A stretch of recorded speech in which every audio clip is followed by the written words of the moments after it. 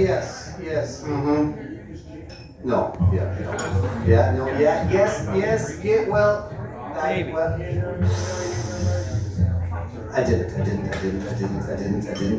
didn't call you. Yes, there was reset. Yes, the phone was charged. No, I didn't call you. Yes, I told you I would call you. I didn't call you. I didn't call you. I did not pick up the mobile phone. Yes, I have one. You have one. Everybody has one. I did not call you. I told you I would call you from the city of roses, the city of bridges. I would call you. It was such a slog, just slogging down. It's just this little miracle that we get in these death machines and fly 65, 70 miles an hour. And it's pouring down rain. And the windshield is just nothing but water and just cruising down, blasting your podcast, blasting Peter, Paul, and Mary, whatever it is. And then you just blast, has anybody ever blasted Peter, Paul, and Mary? That gives one pause to reflect. Thinking about Peter, Paul, and Mary, let's just give a moment to the great Joan Baez. If you heard the news, Joan is not long for this world. I read the news yesterday. Joan has got cancer, and Joan has been given 30 days to live. Joan Baez, the great Joan Baez, has been given 30 days. And what's she doing with the time? She's crawling through her notebooks in the recording studio.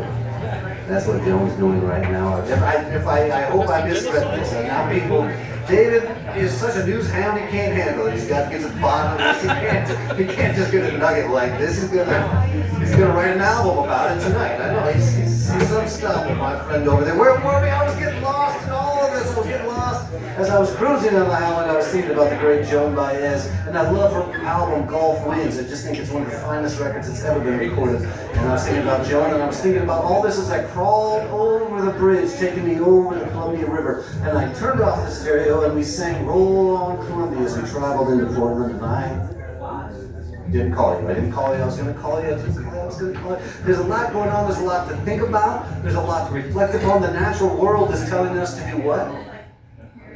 Stay home. It's telling us to do nothing. Nothing. Do nothing. Nothing. And what have we as a society decided to do at this time when the natural world tells us to do nothing? Everything. We're doing parties. We're doing all these things. And so that's a lot to think about. And I was lost in the call of the natural world and the impulse of human celebration. And I didn't call you. I did not call you from T.C. Leary's. I'm going to tell you something. I don't tell people this, but I'm just reminded of this now because the first time this ever happened in my life. I've been to this world one time before. I'm letting you know that. I want to be honest with you about this. I was at this bar one time before, and I want to let you know what happened to me at the bar that night. Now, it was a traditional Irish music night, okay? So I was, things will happen at traditional Irish music nights that don't happen in other times and places. And there I was enjoying the traditional Irish music night, as anybody might be doing at T.C. O'Leary's on any night. And people were really loose in ways that they just don't do in other places. And as a woman left the bar, she said, "Talk to the bartender before you leave." Well, I started getting a little curious. Only time this ever happened to me in my life. This woman, she was on a date. She was with a man. They left the bar together. I saw them leave. And she had told me in a moment when maybe her date was painting the middle, she said, "Talk to the bartender before you leave." Well, I am a man who likes adventure and curiosity, and she had left me a note with a bartender while she was on a date with somebody else. That is the sort of thing that happens at a traditional Irish music night. And I was thinking about that, and I was thinking, since we're doing original music night, it's probably not going to be that sort of free-loving, wild, sexually charged sort of night that is bound to happen at T.C. O'Leary's when the pipes come out and the flutes and that sort of thing. But nonetheless, I was thinking about all of this as I pulled into here, the city of roses, the city of bridges. I was thinking about all this, and I didn't call you. I didn't call you. I was going to call you. I didn't call you. There's so much. I didn't call you because I'm frustrated. I'm frustrated with mobile telephones. I have a little daughter. I have a lovely little daughter, and we were in an establishment. We were at a theater, and we were waiting to get a ticket to this play. And she saw the person selling tickets holding a phone, a real phone, a phone that had a wire to it. And she said, "That's not a phone." I said, I said, I see your point there. You have a strong point, but that is what we used to call a phone, and is arguably still a phone. It's just what we have in our pockets now are not phones. They're little computers that can do all sorts of things, and it gets frustrating because in the old days, if you're going to meet somebody at TC O'Leary's on an Irish music night and hope for some of that wild sexual energy to come your way, or a note from the bar, something like that nature, and you were going to meet a friend there at TC O'Leary's, and that friend was late, well, you would have a small experience of wonder. Why are they late? Did something happen to them? Are they no longer interested in coming?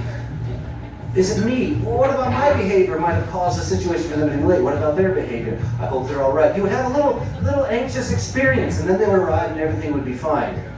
And those small experiences of wonder and anxiety would prepare you for larger moments of anxiety and wonder that are bound to come along in your life later on. Now, when you are sitting at TC O'Leary's at a traditional Irish music night waiting for some of that wild sexual energy to come your way, and your friend is not there to meet you, you receive a text that says, "I'm running late." Which you already know. You already know that because they're not there, and you no longer have to wonder, and you no longer have a small anxious experience, which leaves you less prepared for a larger experience of anxiety. So I was worried about this, and I was thinking about all this, and for that reason, maybe not alone, but definitely that reason, I didn't call you. I didn't call you from Portland. Every time I turn on Heather Cox Richardson, or sometimes I dip into Rachel Maddow. I'll go mainstream sometimes. You just get right in there. They're always talking about how Trump's underwater. I'm like, it seems to me he's the president of the United States and he's fucking everything up. But if you want to tell me he's underwater, I want that to be truth, but I'm having a hard time believing it. Do all the people who voted for him twice, do they know he's underwater? I'm worried that Heather is just boosting me up for another letdown. It's hard to get my head around all this. Maybe you feel the same way. That's why I'm talking about it. I'm telling you, after my set, we'll put on the pokes and some of that wild sexual energy that perhaps some of you were looking forward to tonight. We'll come on your way a little later on.